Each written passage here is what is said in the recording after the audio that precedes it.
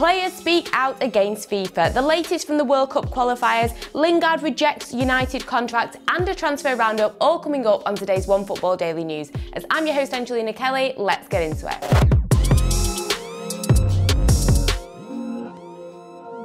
So first up, and there has been quite a bit of debate regarding the World Cup. So FIFA and their Chief of Global Football Development, Arsene Wenger, yes, the former Arsenal manager, have put forward a proposal to basically have the World Cup every 2 years. And what this would mean is that every summer there would either be a World Cup or a European Championship. And on top of this, if this were to happen, there could be no club football in October because of international qualifiers. And what this means is that quite a few clubs and players are not happy. There is currently widespread anger at FIFA and their lack of communication to the footballing world about a topic that will drastically change the footballing calendar, and Manchester City and Gareth Bale are the latest club and player to speak out about the situation. So Gareth Bale has said that if the World Cup is every 2 years as opposed to every 4 years, this might actually upset the special feeling that players and fans have with the World Cup, which I definitely would agree with. And also you do have to consider the fact that if players in Europe are playing European Championships and World Cups every summer, when are they actually going to be able to have a break?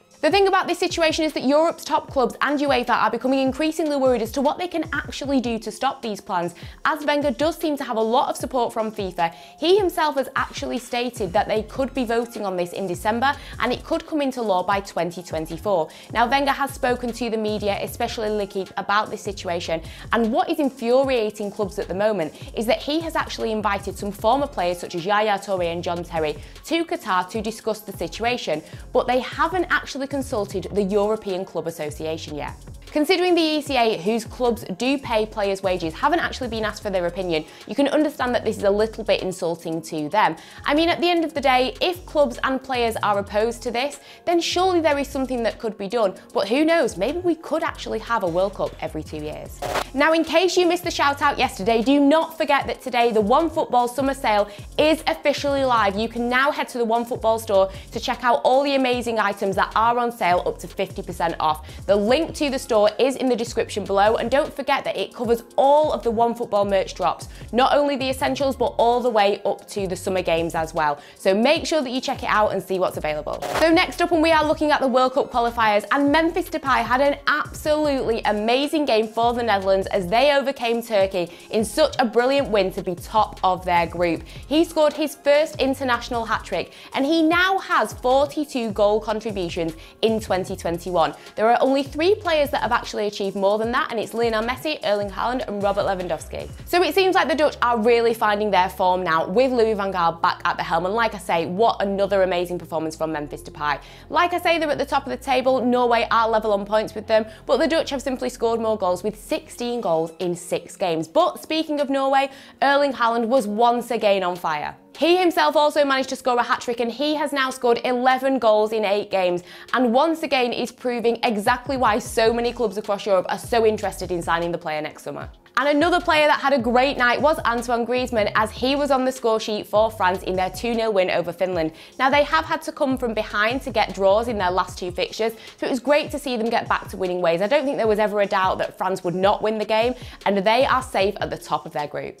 And next up, it seemed like at Manchester United all was well when Jesse Lingard did not make a move in the transfer window. However, according to ESPN, maybe all is not well, as the player has reportedly rejected a new contract that the club have offered. Lingard is entering the final year of his contract, and Manchester United have put a fresh offer on the table, but the player wants to make sure that he's actually going to get some game time. Now, Lingard is of course a product of the academy at United. He's made over 200 appearances for the club and at times was a really key player, but he's fallen out of favour, his form definitely dipped, and whilst he did manage to regain that form with West Ham, scoring 9 goals in just 16 games, it does seem like is there actually going to be room for Lingard at Man United? In my opinion, it makes total sense as to why Lingard is potentially not going to accept a new contract from Manchester United. As much as the 28-year-old clearly has a lot of love and admiration for the club, he needs game time, especially if he wants to be on the plane to Qatar for the 2022 World Cup with England. Of course, he has featured in the qualifiers and managed to get some goals and assists, but also, you know, he did narrowly miss out on Euro 2020, and let's face it, that was because of the lack of game time and the fact that he had lost his form. But now that he's managed to seemingly find his form again, I think that Lingard maybe needs to give up on the Manchester United dream. Of course, he has Mino Raiola as his agent,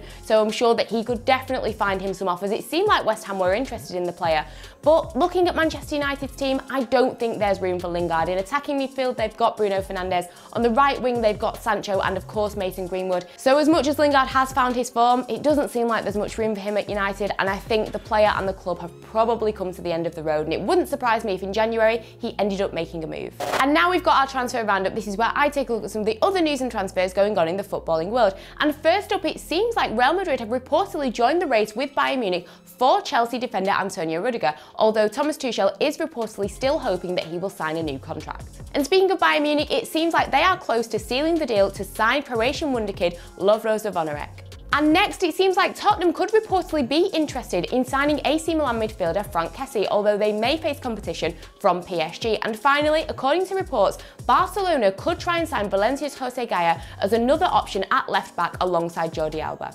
So that's it for today's OneFootball Daily News. As always, check out all the other content that we've got here, and until next time, I will see you all later.